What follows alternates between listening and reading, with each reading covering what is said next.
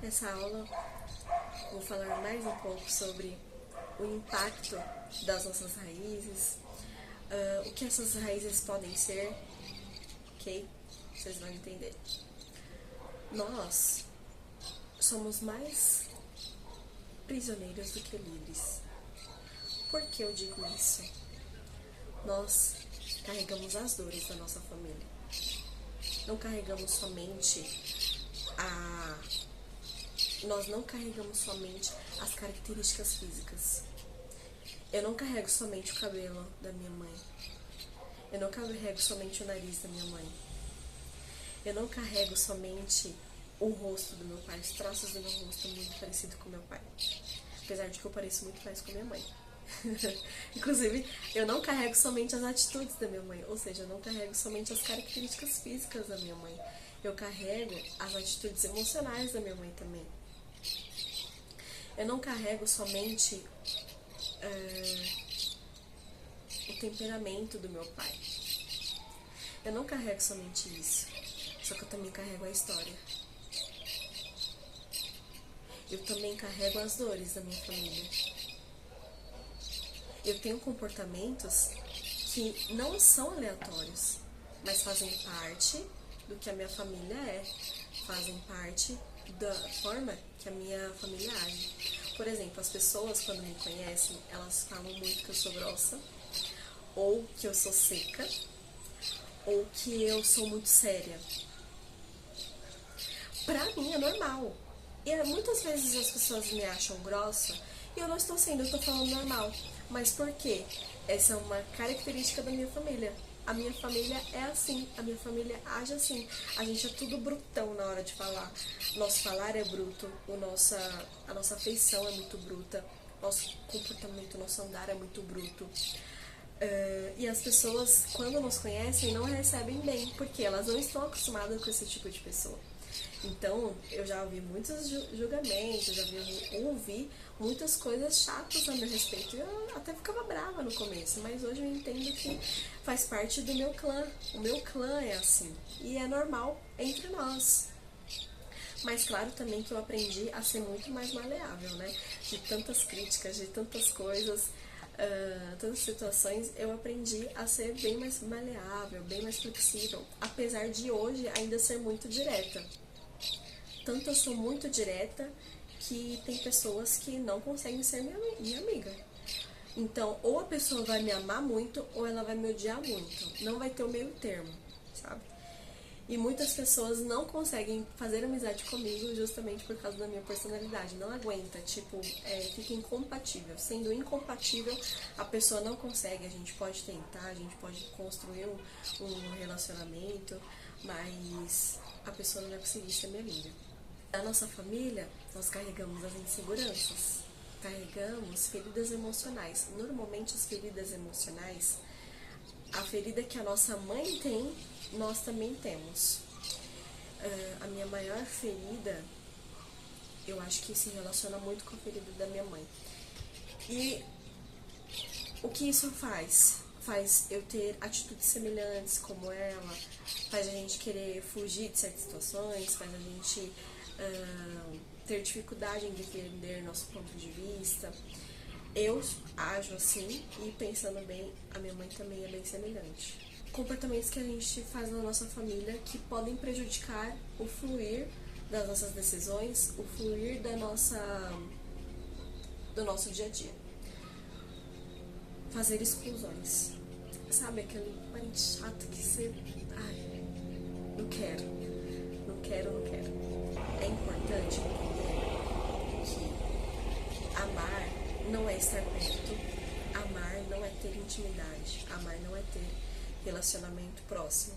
Isso significa que qualquer parente que tivermos que nós não formos compatíveis, ou tiver nos feito mal, ou tiver feito mal para alguém, amar não é estar perto. E os limites estão a favor do amor. Então, todas as vezes que alguém for ruim, se comportar de forma errada conosco, nós temos que colocar limite, porque a gente também precisa se amar. Como está descrito o mandamento? Amai o próximo como a si mesma, ou seja, você já se ama. E se alguém fizer algo mal, não tem problema nenhum nós nos afastarmos dessa pessoa. Só que se afastar é muito diferente de excluir. Como seria essa exclusão?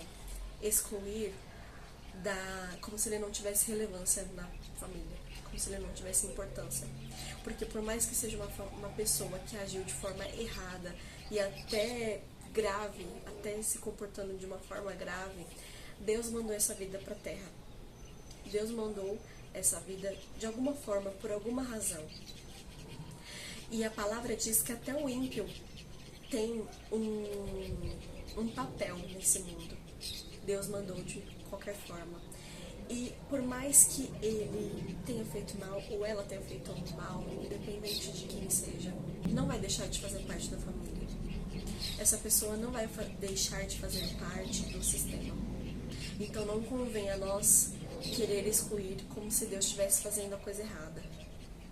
Não cabe a nós querer desejar que essa pessoa não tivesse nascido, por exemplo, querer que essa pessoa morra, por exemplo, querer essa pessoa bem longa, ok, às vezes realmente é bom. Mas essa pessoa tem relevância na família, independentemente do que tenha acontecido. Não vai excluir, novamente, não vai excluir a responsabilidade que a pessoa tem de enfrentar as consequências dos próprios atos, mas ela tem relevância na história. O conteúdo vai dar uma base sobre ansiedade, depressão. É muito comum que depressão e acumulador, sabe aquela pessoa acumuladora? É muito comum que isso seja alguma pendência na família, alguma pendência emocional, alguma coisa que ficou mal resolvida no passado. As aulas vão dar base aos motivos da procrastinação e como tratar a procrastinação, autossabotagem também, a mesma coisa. Por que a gente normalmente se coloca como salvador na vida das pessoas? Por que a gente se torna tão guerreira na nossa própria história? E, aliás, se sentir guerreira, sentir-se que precisa ficar forte demais, normalmente é esse motivo para que muitas mulheres não emagreçam, porque ela precisa carregar o mundo, ela precisa ser forte. Também pode ser que, se você tiver dificuldade para emagrecer, é possível que dentro de você exista a crença que você precisa ficar muito forte, você precisa de muita força, porque você acha que não está sendo bem atendida no seu lar. Às vezes, se você acha que o seu marido é fraco, você tem que ser muito forte. E porque você tem que ser muito forte, você acaba ficando grande. E é por isso que muitas mulheres não conseguem emagrecer. Claro que pode ser um outro tipo de crença também. Tem pessoas que são magras demais, porque emocionalmente elas gostariam de ficar. Elas querem ficar com elas querem cabelo. Então, também existe esse lado, a pessoa ser magra demais e ela ser magra demais por esse motivo, por essa raiz emocional. Vocês vão entender um pouco, uma base sobre a origem das doenças, porque também tem doenças que se originam de causas emocionais. Por exemplo, eu acredito que já tem uns bons anos que fala-se sobre o câncer ser por causa de má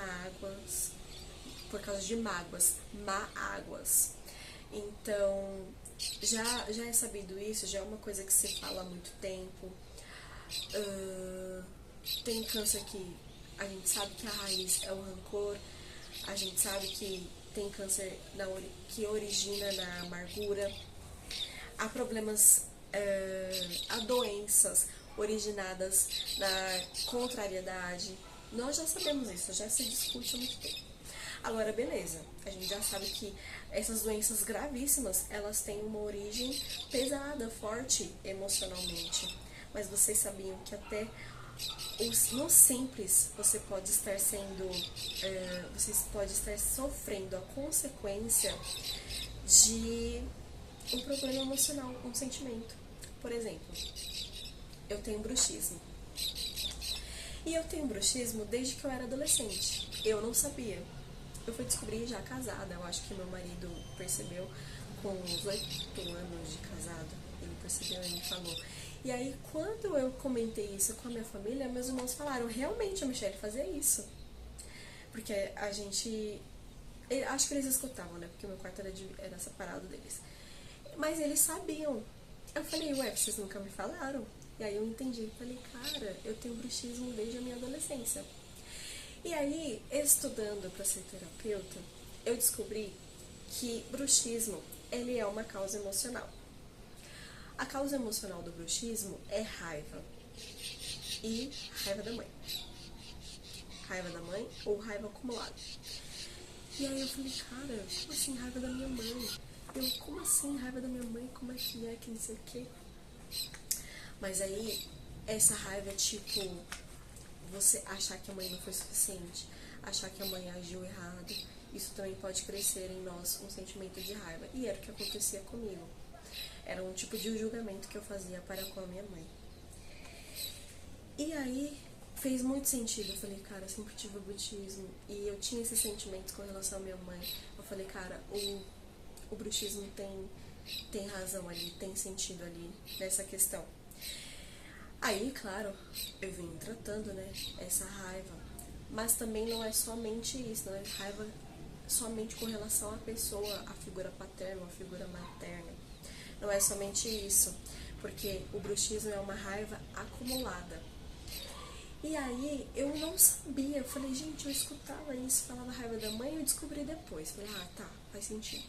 Ah, bruxismo é raiva acumulada. Eu falei, mas como assim, Fui buscando.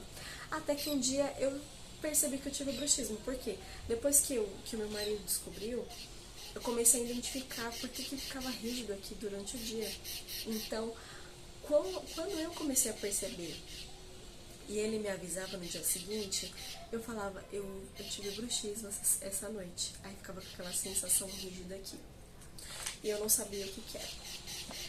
Quando eu descobri que bruxismo tem relação com raiva acumulada, eu falei, o que me fez passar raiva essa semana?